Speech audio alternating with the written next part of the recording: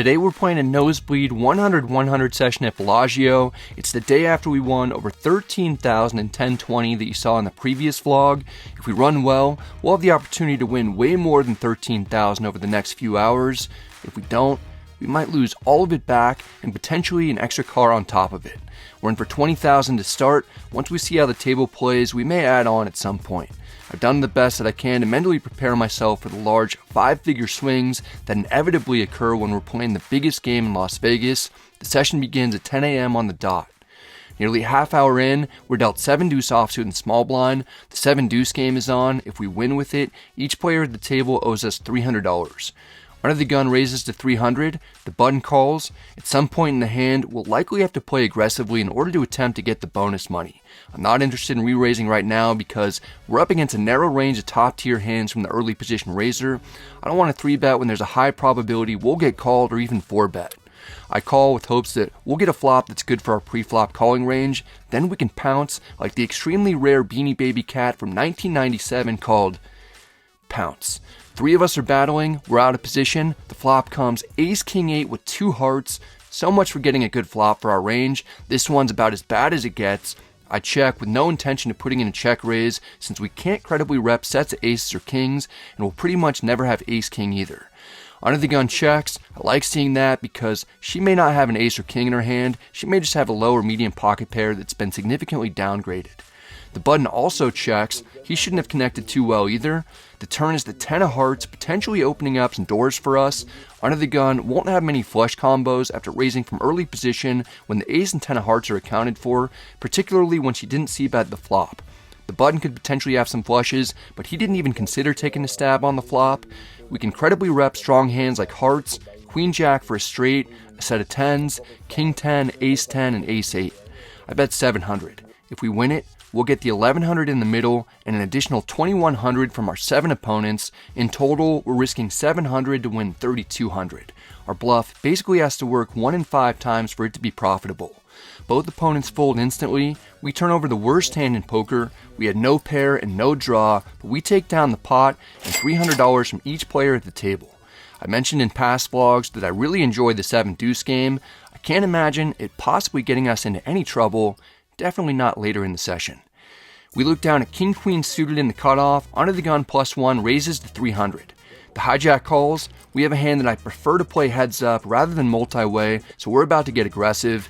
We have removal to some strong combos that the initial pre-flop raiser would 4-bet with, and he might even fold some better hands like ace-queen, ace-jack, and ace-10 offsuit. I 3-bet to 1500. Our re-raise gives us the opportunity to win the hand immediately, or we can maybe narrow it down to one opponent and we'll play a larger pot in position with a hand that has a lot of potential. Under the gun +1 calls. He's a battler. The hijack doesn't like being caught in between us. He folds. We're in a decent situation with a lot to fight for in the middle. The flop comes 5-4-3 with 2 spades. We've got 2 overs and a draw to the second nuts. Under the gun +1 checks. We're going to be c-betting this flop a high percentage of the time anyway, but it makes it easier when we have the ability to turn our opponent dead. I bet 2,000. There's no sweat. The opponent folds right away. We win a couple thousand with king high. It's a good group of people we're playing with, and we're starting out the day right where we left off the last session. Smooth sailing with clear blue skies, at least for the moment. In this one, we pick up ace-10 suited in middle position. I raised to 300. Ideally, we'd get only the big blind to call and we'll play a heads-up pot in position. Not the case this time. The cutoff calls. Matt Berkey's on the button. He calls as well. We've got 2 opponents who have position on us. The flop comes 10-9-5 with 2 hearts, giving us top-top. Undoubtedly, we've got a strong hand and we're likely best, but either one of the players behind us could have a similar type of hand, a strong draw, a set, or top 2 pair. I check to gain information and see what our opponents want to do. The cutoff bet's 800.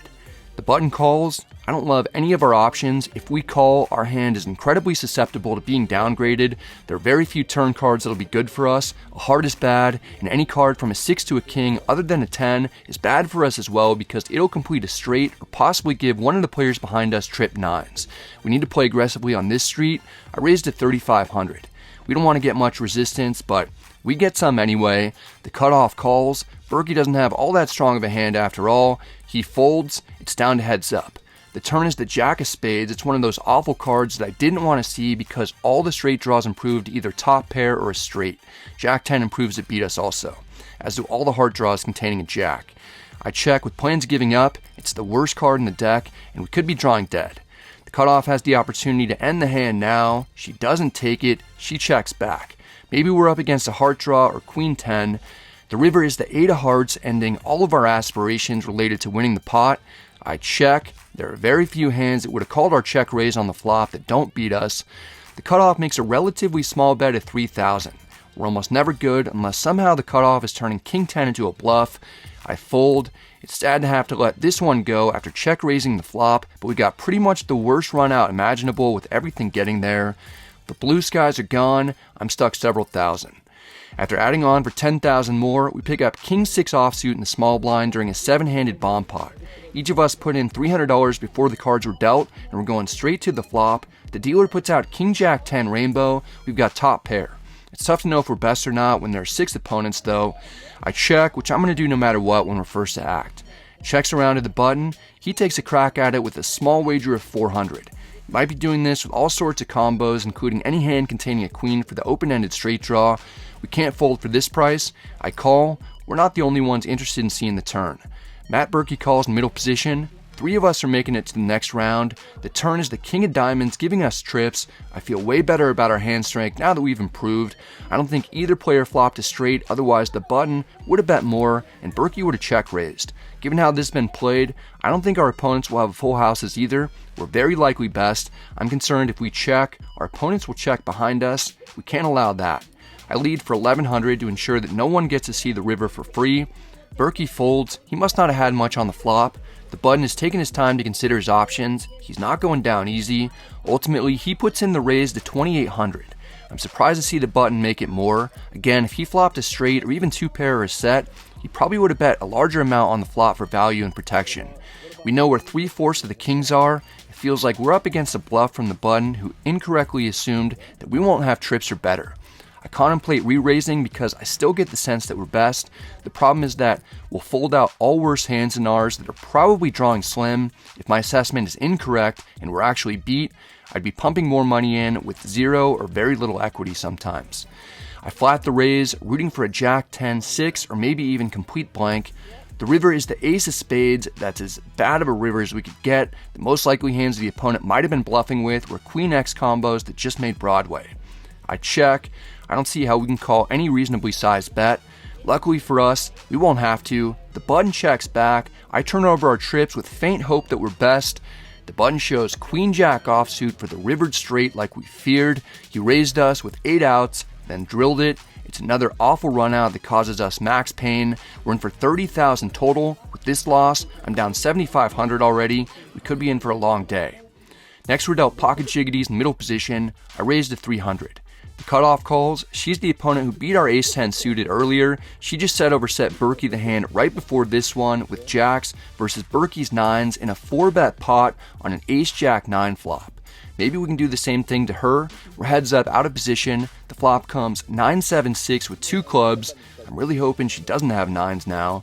I already don't like this situation much, but we need to bet for value and protection. I bet 700. Perhaps I should have gone smaller. The opponent's going to connect with this board at a high frequency, and there are a lot of turns that can make life difficult for us, so even check calling wouldn't have been a bad option. The cutoff doesn't punish me. She calls, indicating she's got at least a piece, but likely not better than top pair. The turn is the 9 of hearts. It's a terrible turn after our big bet got called. I check with plans to call a bet and ideally get to showdown. The cutoff may not like seeing the 9 either. She checks back. It's music to our ears. It's very unlikely we're beat when she doesn't bet. The river is the 3 of hearts. It's a total blank. We still have an overpair to the board. Our opponent may have a 7 or 6 of some sort. I go for the home run, betting 2,700. This overbet should look strange after we check turn. It may look like we're trying to buy the pot and capitalize on the passive check back from our opponent on the turn. The cutoff's in the tank, thinking long and hard about the story we're telling. The more time she's thinking, the more confident I am in our hand. The opponent finally calls. We reveal our overpair. The opponent isn't pleased to see we've actually got it. We win the pot. Later, The cutoff reveals that she tried to bluff catch us with 5-3 suited. It's apparently her favorite hand. She had a double gutter on the flop and hit a pair on the river. We get max value and are back on the right track, at least for a short time. How did you guys feel about a stand-up game? After going on a drought, losing the stand-up game, and paying out each player $300, I add on for $10,000 more before we pick up Jack-10 suited in the hijack. I raise to $300. The button's the same opponent from the previous hand. She 3-bets to $1,000. We've got a combo that we can take to war to hopefully win a large pot. I call for $700 more to close the action. We're heads up out of position. The flop comes 8-7-7 rainbow. We've got a gutter, 2 overs, and a backdoor flush draw. I check. The opponent won't have trips or better very often, but she may feel obligated to c-bet after 3-betting pre-flop. She wagers $1,200. I consider putting in the check raise to fold out better high card combos. Instead, I call. Even if we don't improve, we may try to steal this at some point down the line if the runout's decent for our range. The turn is the 8 of spades. It doesn't help our actual hand. I don't mind seeing it though. I check. Although we're not holding a 7 or 8, I sense the button's afraid that we've got a full house. To be fair, I do. I have a significant other, 2 stepdaughters, a baby, and a cat. There's always a lot going on. Honestly, it's tough to get sleep sometimes. The opponent checks back. The river is the 7 of clubs, putting a full house on the board. We're the most likely person to be holding a 7, an 8, or 2 8s. There's a good chance that the button only has 2 unpaired high cards in her hand. The pot has almost $5,000 in the middle. I overbet for $8,000 to steal it. The opponent can't call. She folds. We get her off the chop and win a big pot after telling a convincing story. Come on, show the 7, Brad. Don't give it there. No 7. We don't make quads this time like the table suspects, but you know where I did make quads recently?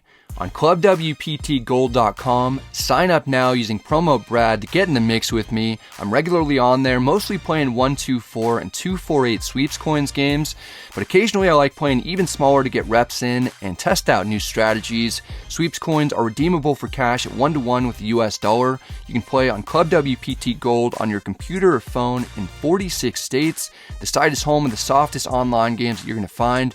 Be sure to sign up with promo Brad because I'm regularly doing all kinds of giveaways for those of you who use it. Right now, we're giving away an electric vehicle worth $65,000 as a first place prize for a free roll tournament taking place on May 4th.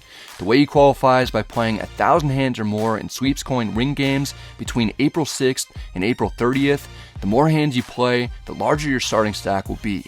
I'll pin a comment at the top of the comment section with more information for those of you who are interested. Sign up and get your hands on some Bradley dollars or a Model 3. In this one, we're dealt ace-jack of diamonds in the small blind. Berkey raises to 300 from under the gun +1. The middle position player calls. The button calls. Our hand plays multi-way. If we hit a flush, straight, or 2 pair, I call. We're going 4 ways to the flop. It comes ace, queen, jack, rainbow. We've got top and bottom pair. I check. Under the gun +1 checks. The middle position player is old school poker legend, bracelet winner, and WPT champion David Benjamin. It's my first time ever playing with him. He surprisingly bets 400. He won't have a ton of strong hands on this flop, but he can have king 10, ace queen, ace jack, and queen jack. The button folds. It feels like we're ahead, but David has either very few outs or he's crushing us. I call, not tipping our hand strength just yet. Berkey must have something like top pair weak kicker or second pair with a straight draw. He calls as well. 3 of us are still in. The turn is the 6 of hearts. I check. Berkey checks. Benjamin should be checking back all top pair worse hands. Instead, he bets 1,000. Our hand's under-repped, but after getting called in 2 spots on the flop, David should really be trying to get to showdown cheaply if he has something like an ace with weak kicker. This sizing is strange though. There's almost no way he's bluffing when he bets this small and has 2 opponents. I call to keep worse hands in that should be drawing incredibly slim. Berkey also calls. It's possible that he has something like ace-king. The river is the 10 of clubs. It's an awful card for us because there are 4 to the straight on board. I check. Berkey checks. Benjamin bets 2,000, which again looks really strong. Is there a chance he's doing this with ace-10 or queen-jack and going for ultra-thin value? Since I've never played with him before, I don't have a lot to go off of. Plus, there's some chance that Berkey still has a king behind me for the straight. I fold, not being certain it's the right play. Berkey's in a conundrum, and he's considering calling light. Feels like 7 B. I played my hand terribly, so I'm just going to call. I'm very surprised and annoyed that Benjamin turns over only one ace. I don't know why he bet all 3 streets for small amount into multiple opponents, seemingly turning his hand into some sort of small bluff on the river with top pair and a kicker that doesn't play. Even Berkey's surprised. That's it? Berkey calls light and wins with queen jack offsuit. We both flop 2 pair. If Berkey wasn't behind us, I would have called on the river and won. If Benjamin just checked back on the last street like he should have, I also would have won. A bizarre set of circumstances took place, costing me and Benjamin thousands of dollars. Rather than all the chips coming towards us, they go Berkey's direction. Next, we're dealt 7 deuce in the small blind. We only have to get through 1 player to pick up 300 from each player at the table. This is a nice spot to be in. I raised to 400. The big blind, he's not a large guy, but he's terrific at defense. He calls, at least initially, to save everyone else who was dealt in from having to pay up. The flop comes ace king 7 with 2 diamonds. It's not particularly good for our actual hand, but it's good for our range since the big blind will never have top 2 or a set of aces or kings. Also, we have removal to a set of 7, so there's only one possible combo of that remaining. I bet 300. We should get a lot of auto folds from the big blind. He might have defended pre-flop with some sort of ace or king though. He calls. The turn is the jack of hearts, putting a second flush draw out there. A third Broadway card is generally going to be better for us as the pre-flop raiser. I keep the heat on with a bet of 900. If our double barrel doesn't work, I'm going to be concerned. The big blind isn't going anywhere. He calls. This is scary and I'm giving up. The river is the deuce of clubs, giving us a hidden 2 pair. We're right back in it, but I want to make sure that we get to showdown. I check. We'll give our opponent a chance to bluff at it with a missed draw. After winding up, he bets 2,500. In a blind versus blind hand, 2 pair is quite strong. I call. No bluff from the big blind. He flopped a monster with ace 7 offsuit. We tried our best, but it's another rough run out that causes us to lose several thousand more. The day isn't going how I envisioned it all. 7 deuce gets a chance to redeem itself. We pick it up under the gun +1 less than 10 minutes later. We need to get a win. I raised to 300. Most players are giving our early position raise the respect it doesn't deserve, but the big blind wants to play. He calls for 200 more. We're heads up in position. The flop comes queen 5-3 with 2 diamonds. We've got weak backdoor draws and that's it. The big blind checks. He'll break this frequently enough for us to take it down with a c-bet. I wager 300. The big blind grabs a combination of green and black chips. He calls and gives us some resistance with perhaps a small pair or draw of some sort. He doesn't necessarily have to have top pair or better. The turn is the king of spades. Again, it's typically better for us to have another Broadway card out there. The big blind checks. When we get a good turn, we're going to be double barreling to hopefully win an extra 4 figures. I bet 900. The opponent still isn't ready to concede. He calls. Maybe he has a queen or potentially a king somehow. The river is the 10 of diamonds. The front door flush draw gets there. The back door straight gets there. And now there's a third Broadway card on board. The big blind checks. Maybe he called us light on the flop and turn thinking that we had a draw. Those all got there. It'd be hard for him to call a third barrel without at least a king. If we bet again and it induces a fold, we get everything in the middle plus 2,100. I bluff with a bet of 1,800, which doesn't have to work that often for it to make us money. The big blind can't love seeing us fire all 3 streets. He should be able to part ways with nearly every 1 pair hand. Unfortunately, the big blind calls. We sheepishly turn over our 7 deuce. We've got complete air. The big blind gives us a very painful explanation for why he stuck around after the flop. So, I misread my hand. I thought I had the king 3, and then I called the flop, and then I got the king, and then... It's okay. The opponent has a hilarious miscue, thinking that he flopped a bottom pair with king 3, called our flop bet, then hits a king on the turn. Him misremembering and drilling the best card possible results in us having over a $6,000 swing in the wrong direction. We not only lose the pot, we miss out on $300 from each player at the table. Me and the 7 deuce game are no longer cool with each other. We're down about $20,000 when we pick up ace queen suited on the button. Everything we won in yesterday's 10-20 game has evaporated into thin air, and we're stuck an extra several thousand on top of that. A player in middle position raises to 300. I'm planning on flatting before we get an opportunity to hijack 3 bets to 1,100. I don't like any of our options. Generally, I'd play a 4-bet or fold strategy. I make an exception in this case and call, knowing that we'll at least be playing the rest of the hand in position. The big blind cold calls a 3-bet as well. The initial pre-flop raiser folds. We're going 3 ways to the flop. The dealer puts out king 10 deuce rainbow. we've got a gutter, one over, and a backdoor flush draw. The big blind checks, the hijack likes the king high flop, he bets 1200. There are quite a few good cards for us that could come out on future streets. We need to stick around to see at least one more with our draw to the nuts. I call. The big blind may have something good as well. She calls. I'm going to play cautiously from here unless we drill the turn. The dealer puts out the 9 of hearts. We don't improve. The big blind checks. The hijack is concerned after he got called in 2 spots. He slows down and checks. I'm okay seeing a free river. I check back. The dealer puts out the jack of hearts. We smash the 6 cards straight. The big blind checks. The hijack checks. There's very little chance that either of them have a flush, especially with so many high hearts accounted for in the pre-flop action. I want to get max value out of someone holding a queen without an ace. I overbet 10,000. We did this as a bluff early when we had jack 10 of clubs. We're doing it now for value. The big blind folds. The hijack takes one last gander at what he's holding. It's not good enough to look us up. He may have 3-bet light pre-flop. He folds. We win a nice multi-way pot. Finally, we get a good run out to help us improve.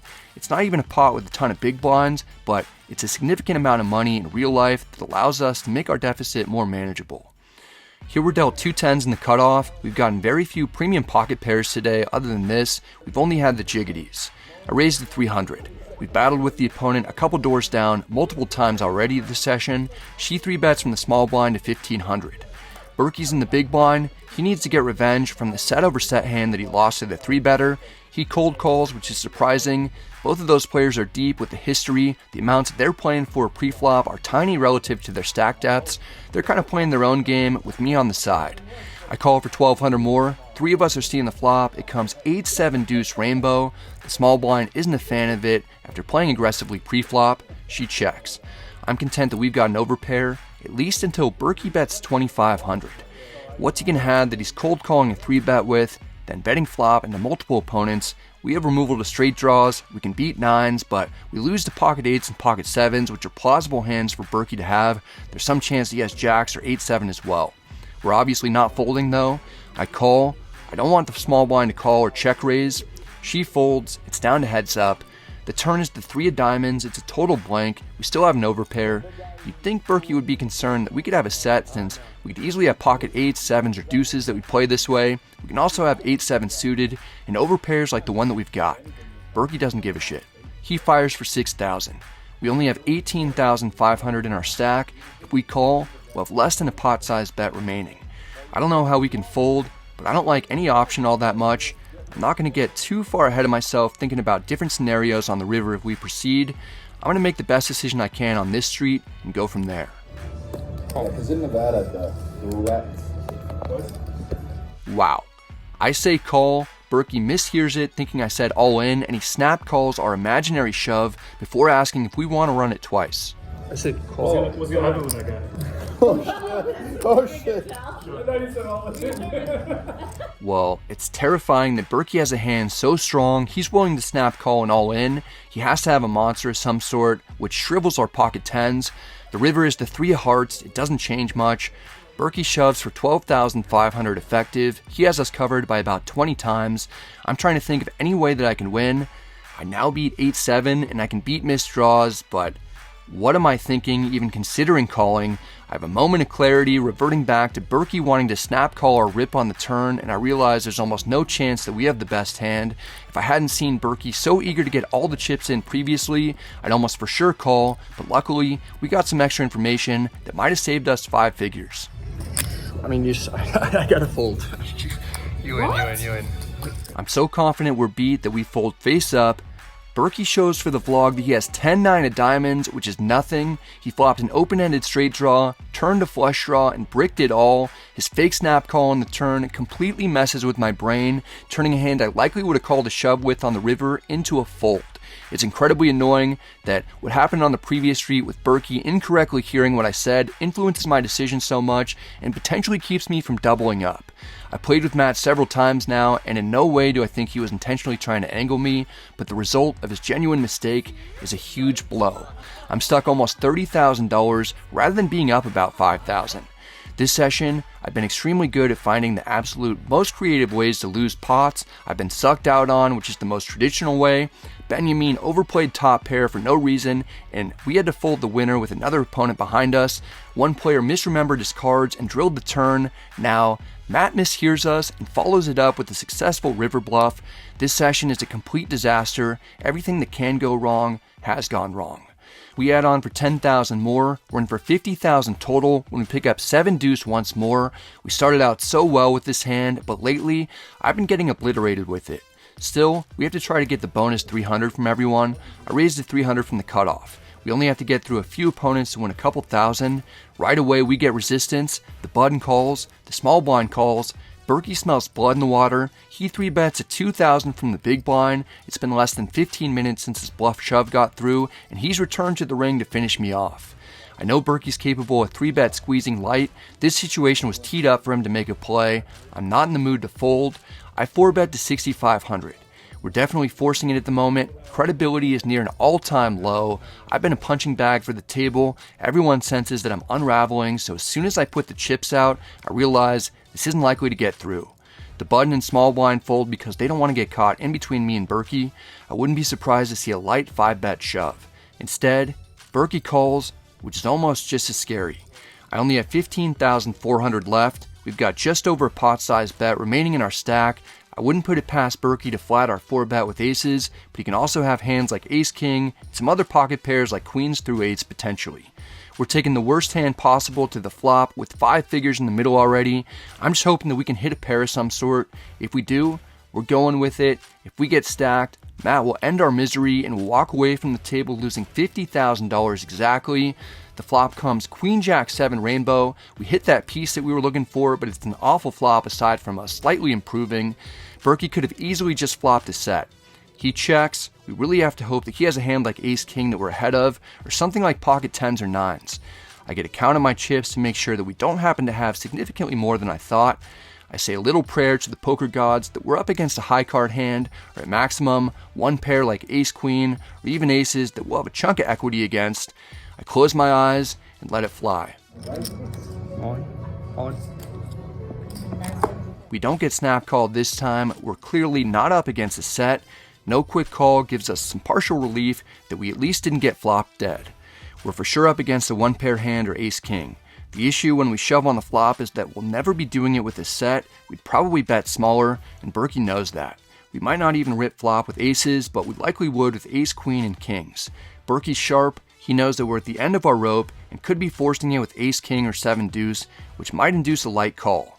Berkey also probably doesn't feel great about what happened earlier when his mistake influenced the action. He could be thinking if he calls, we'll have a good chance to get our money back to square things up.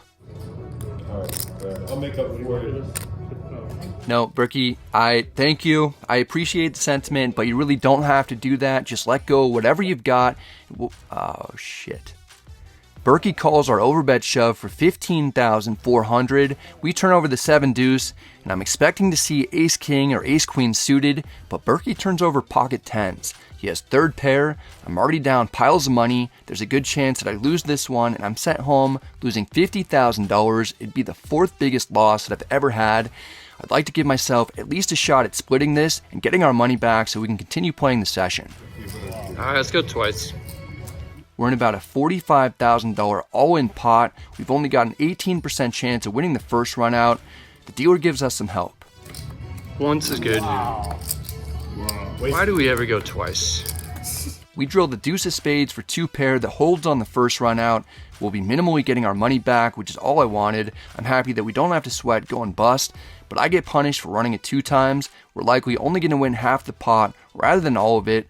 The second turn is the 6 of diamonds. We've got 4 total outs to scoop. It's not probable, but it isn't impossible that we drill something.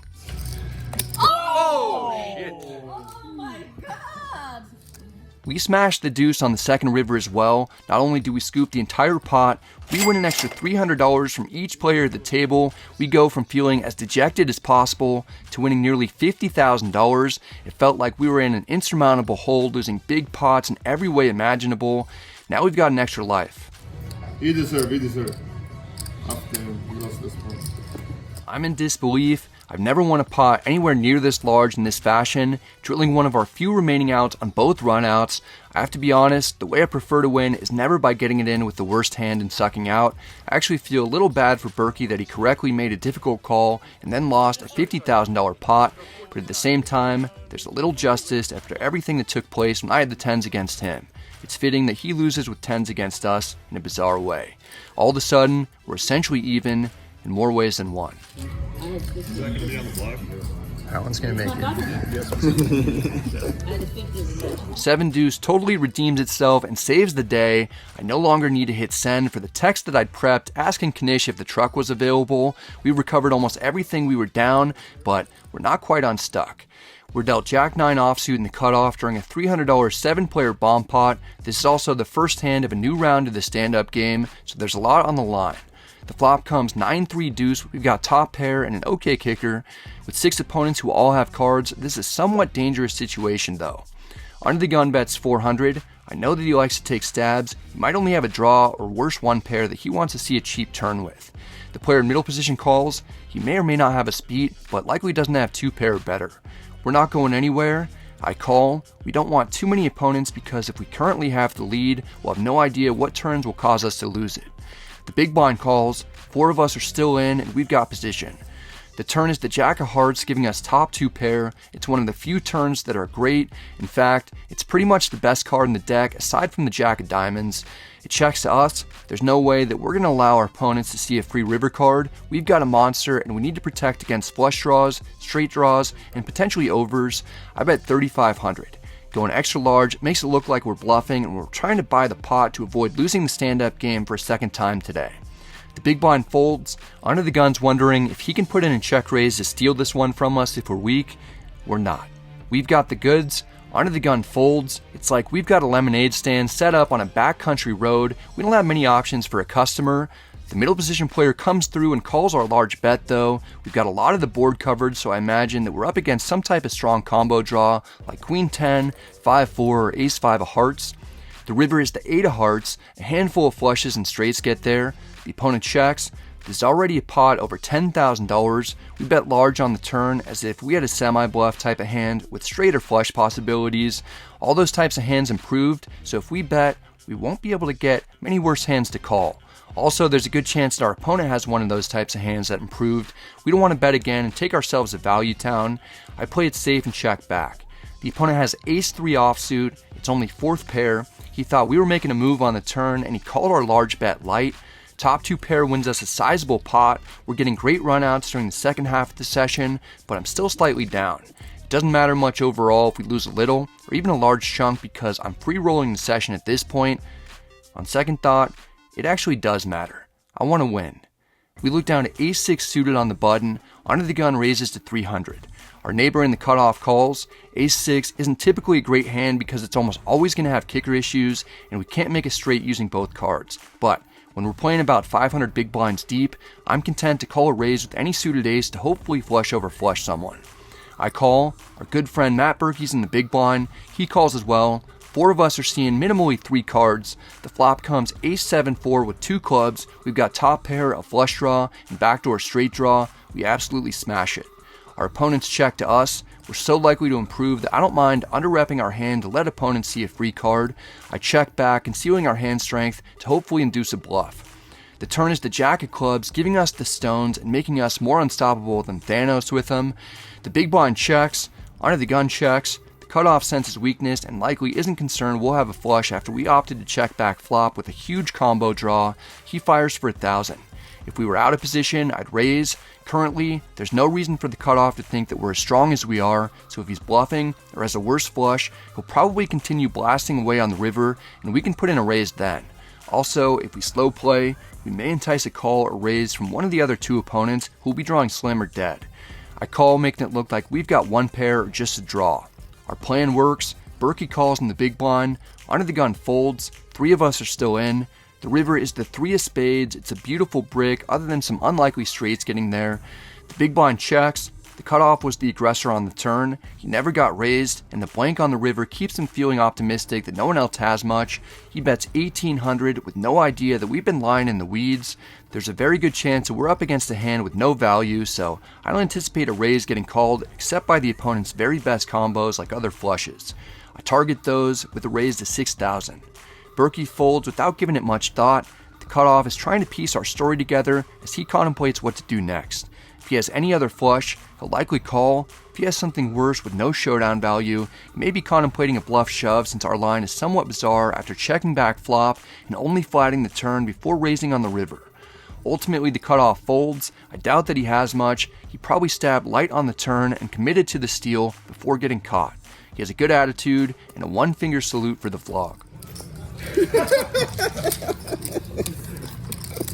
With these newly acquired chips, we've got 51,500 in front of us. We've completed the unlikely comeback to get all the way unstuck. We're up 1,500 on the session.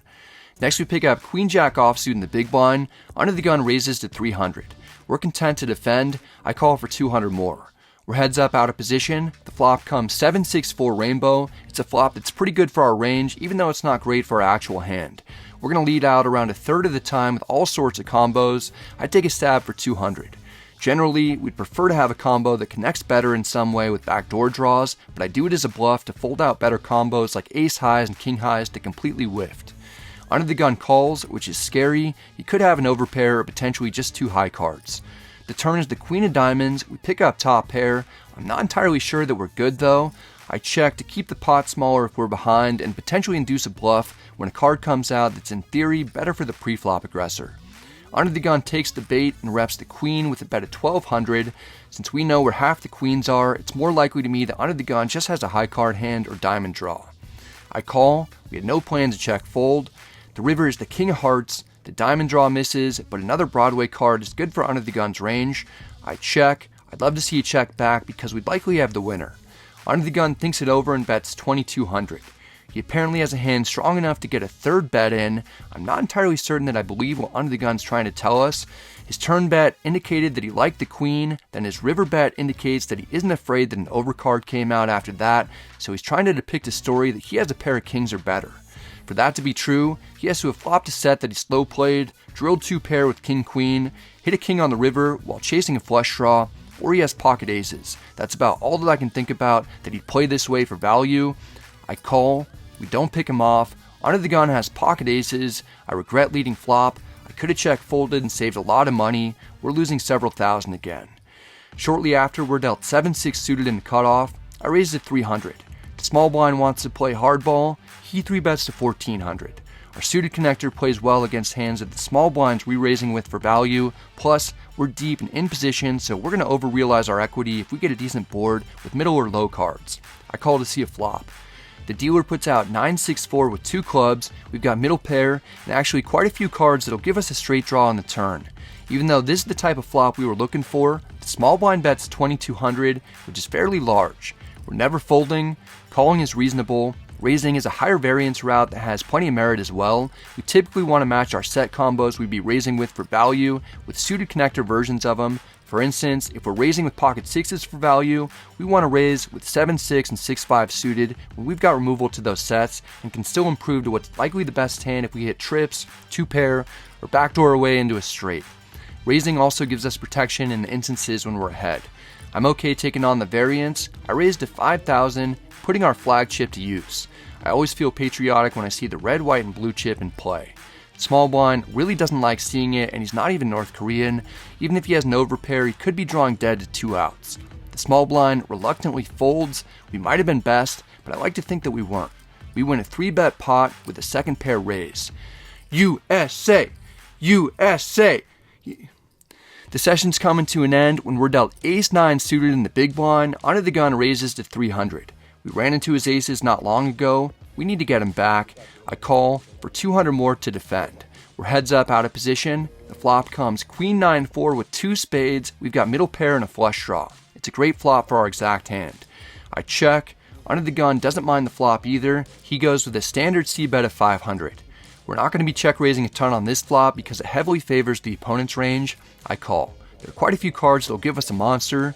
The dealer puts out the 7 of spades. All the squirrels in Clark County are jealous of us. We've got the nuts.